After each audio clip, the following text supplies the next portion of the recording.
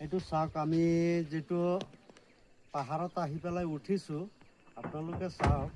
এই পাহাৰটো এইটো চাওক আপোনালোকে ইয়াত আমি প্ৰায় 2000 কিলোমিটাৰ ওপৰত উঠিছোঁ 2000 কিলোমিটাৰ ওপৰত উঠিছোঁ আমি এতিয়া আকৌ গাই গৰু এটা লৈছোঁ লৈ পেলাই এতিয়া লাহে লাহে নামি পেলাই তাৰপিছত এইটো ৰাস্তা যি ৰাস্তা আপোনালোকক দেখুৱাম এইটো ৰাস্তা আমাৰ শ্বিলং ৰাস্তাতকৈও